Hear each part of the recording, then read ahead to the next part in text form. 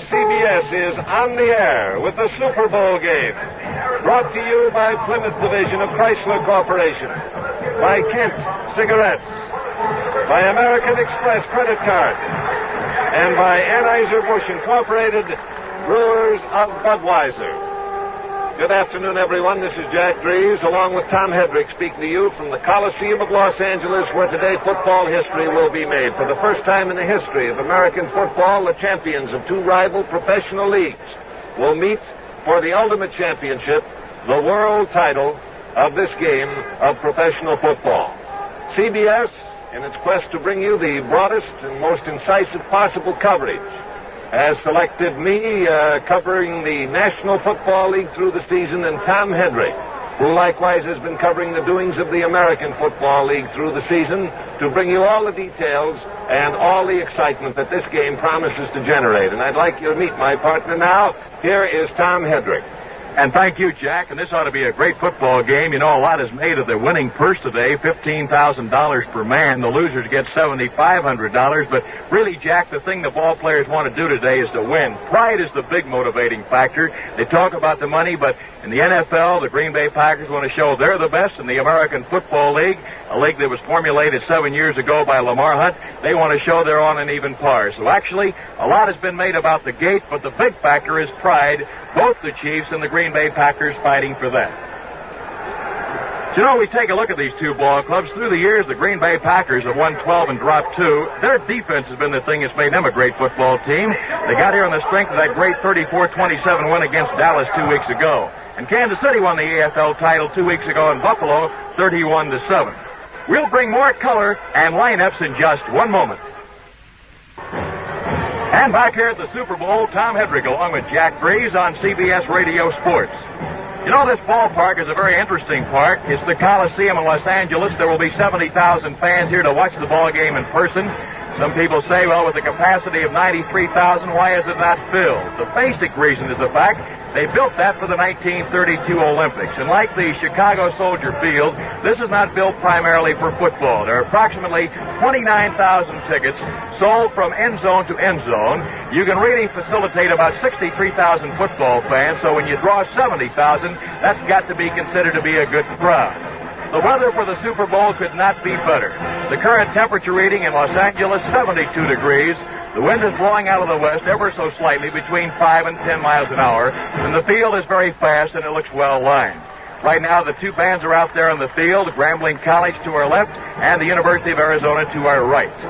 We talk about the Green Bay Packers. They've been established as a 13-point favorite, mainly because of their poise, their teamwork, experience, lack of any glaring weaknesses, and a great coach named Vince Lombardi. Now, Lombardi is the Packers because this ball club has won the Western Division title 5 of the last 7 years, and they won the National Football League crown 4 of the last 6 campaigns. When you take a look at this ball club, really, Green Bay does not have any weaknesses. The Kansas City Chiefs have the finest record in the American Football League. They won 11, dropped a pair, and tied 1. The thing that they do so well is to move that football, as they've averaged 32 points a game. That has to be the top figure in pro football today. The thing we've been impressed with is the way Kansas City wins on the road. At home, they were 4-2-1, but on the road, they won 11 straight. Kansas City likes to throw the ball, led by quarterback Len Dawson, but they like to feature the running attack, like Mike Garrett, who might probably, and I think will be, the most popular football player to play on this gridiron this afternoon. And there's Bert Cohn and fullback Kurt McClellan. The bomb threat has been talked a lot about, and Kansas City's got this. A great flanker back in Otis Taylor, Chris Burford, much like a Raymond Berry, and Freddie Urbanis, who will play today, even though he's got a badly injured shoulder. He hurt in the Buffalo football game 2 weeks ago. It's his left shoulder, not his blocking shoulder, and he'll be able to play and will probably start. The quarterbacks have got to be the key to today's football game. In the championship game, they've got to have a good day throwing. The Packers have the National Football League's top player in Bart Starr. The 11-year pro out of Alabama threw for 14 bombs, threw the ball away only 3 times, and good for 62%. Lenny Dawson twice has been the American Football League's Player of the Year. He completed 56% of his throws for 26 touchdowns, good for 2,527 yards. He threw the ball away only 10 times. There go the Doves, about 300 of them going up, indicating one thing, Jack Drees, peace between the American Football League and the National Football League. And what a sight to see here. The fans, some 70,000 of them watching those doves fly out of the L.A. Coliseum, and they realize they're about to see a great football game between teams that are quite similar, the Kansas City Chiefs and the Green Bay Packers. We'll be back with the opening kickoff shortly.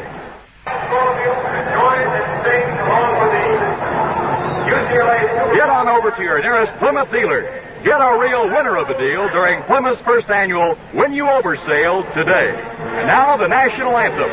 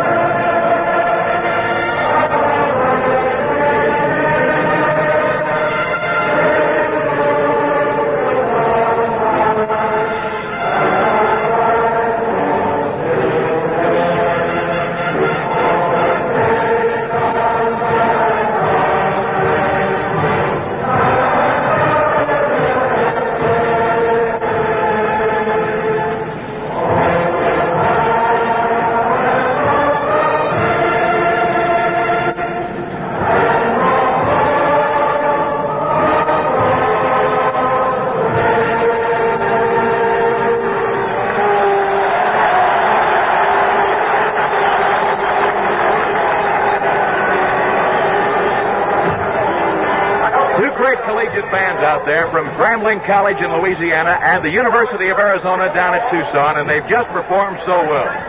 Well, and taking a look at this ball game, I thought Lamar Hunt told me something that was very, well, I think, significant to today's football game. He's the founder of the American Football League. He's a multimillionaire, a young man from the state of Texas, and he said, 5 weeks ago I had a dream. And in that dream, we were playing in a Super Bowl. He said, I went to the Coliseum in that dream. Coming out on the field, I was standing in the end zone. We're the Green Bay Packers. And then I waited anxiously to see who they would be playing.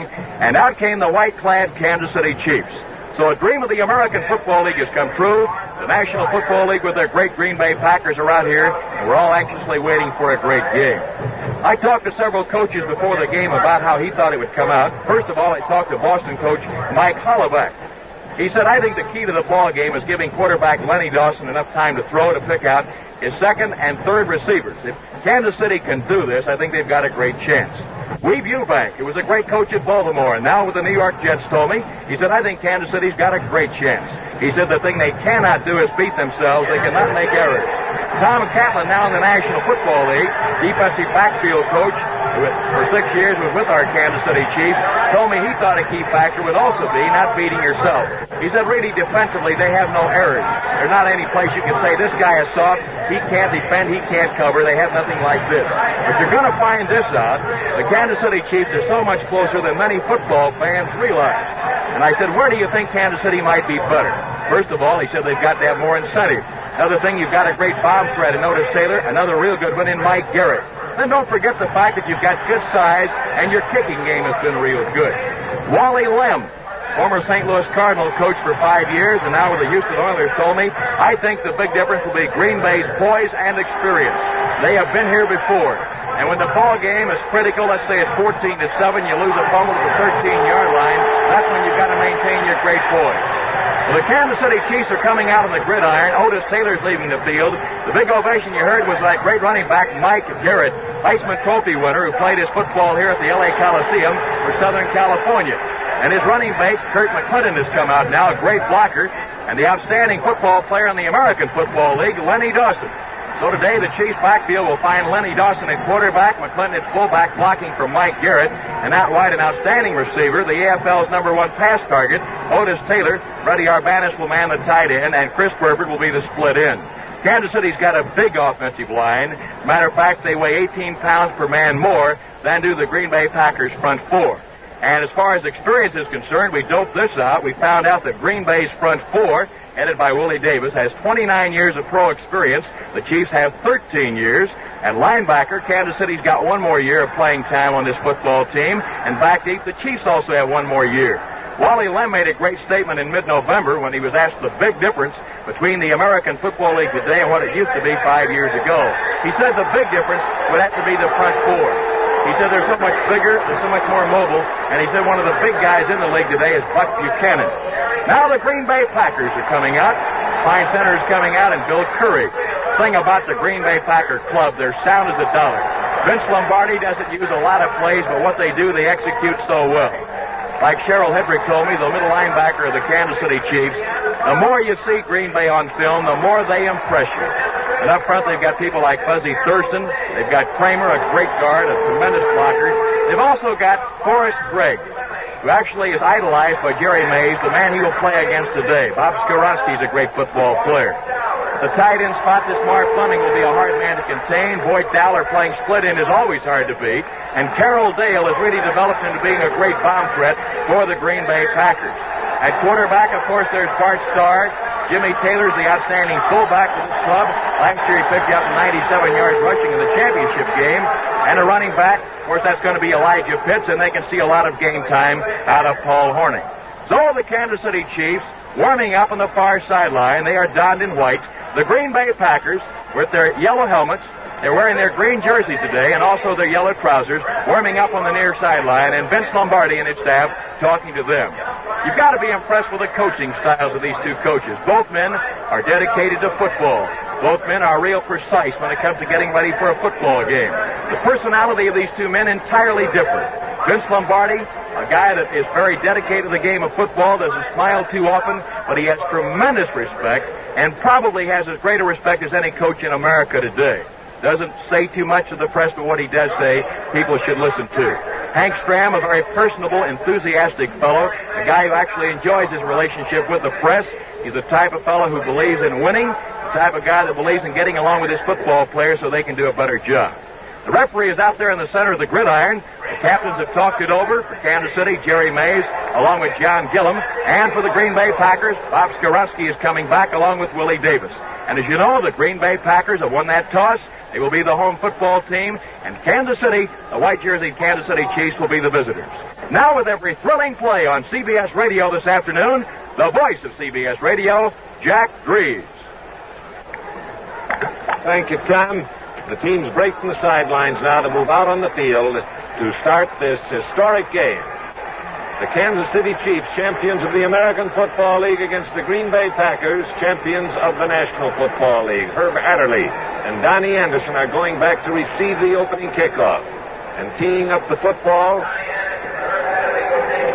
number 17, Fletcher Smith will kick off for the Kansas City Chiefs.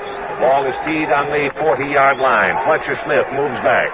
Anderson and Adderley await the kickoff. Adderley just about at the 5. Anderson standing on about the 3-yard line to the right as he and Adderley form their relationship. The kick is in the air, and it's going to be Herb Adderley taking the ball on the 6-yard line up to the 15. He swings to the right, gets to the 20. His cutback takes him to the 25, and he is dropped right along the 25-yard line by Bobby Bell, number 78.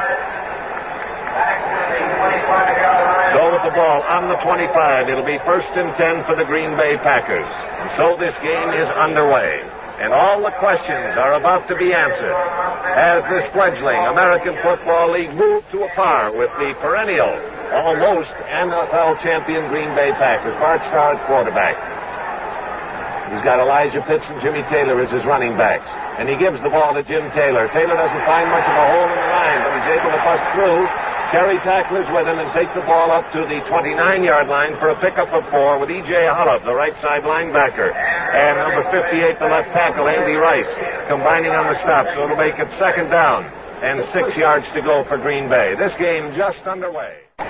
25 seconds indicated is left to play in the game. The ball now out at the 25, 1st and 10 for Green Bay. They lead in the ball game 35-10. And it looks like things are going to stay that way. Red Mack is coming into the game now, and he is replacing Bob Long at the flanker back, and he starts out to the right side, then remembers the call and comes back over to the left. And off to Donnie Anderson. Anderson cutting inside his blockers, gets across the line up to about the 29-yard line before he's stopped by E.J. Holland. Ball at the 29. So it'll be second down and about 6 yards to go. Clock running down to inside 10 seconds left now. And Green Bay is just going to let it work its way out. There is the gun. And there's the end of the game. We'll be back with a wrap-up in just a moment. So with the final score, Green Bay 35, Kansas City 10. Let's look back on the game for a moment with Tom Hedrick. Here's how the scoring went, Jack. First of all, Green Bay got a 37-yard touchdown as Bart Starr threw to Max McGee. That occurred midway in the first quarter, and Chandler kicked the point after. And Kansas City came right back to tie the ball game 7-7. With 10:41 remaining in the second period, on a swing pass, Len Dawson to Kurt McClendon, Mercer kicked the point after. Green Bay then got a 14-yard sweep by fullback Jimmy Taylor. He came around the left end, capping a 73-yard drive. With 4:39 to go in the second quarter, it was 14-7. And the Chiefs, right before the intermission mark, got a 31-yard field goal by Mike Mercer, and at halftime, they were in the ball game all the way, trailing 14-10. With only 2.5 minutes gone in the third quarter, Willie Wood intercepted a pass, ran it all the way to the Kansas City 4-yard line, and Pitts then got the football, swept around the left end for a 4-yard touchdown, and that gave Green Bay a 21-10 lead in the ball game, and appeared to ice it up, and that occurred with 12:33 remaining in quarter number 3. And again, Bart Starr picked out Max McGee on the 13-yard touchdown, and that made it 28-10 Green Bay with only 51 seconds remaining before the third quarter came to a conclusion, and that capped the 44-yard drive. Green Bay wrapped it up on the day, going downfield 80 yards in a play because Pitts took it in from the 2-yard line. That occurred with 6:35 remaining in the ball game, and the Green Bay Packers won the first ever Super Bowl by the score of 35-10. Green Bay did a great job up front protecting their quarterback Bart Starr. Starr today was able to complete 16 of 22 tosses, 2 for touchdowns, 1 interception. He had a great day and did a wonderful job calling signals on third down and throughout the game. Now, the Kansas City Chiefs today got their quarterback dumped 7 times, Lenny Dawson and Beathard, and that, too, had to be a key factor. A Super Bowl game from the Los Angeles Coliseum has been brought to you by the Plymouth Division of Chrysler Corporation, by Kent Cigarettes, by American Express Credit Card, and by Anheuser-Busch Incorporated, Brewers of Budweiser. This is Tom Hedrick saying so long for Jack Fraze and myself from the Los Angeles Coliseum. This is the CBS Radio Network.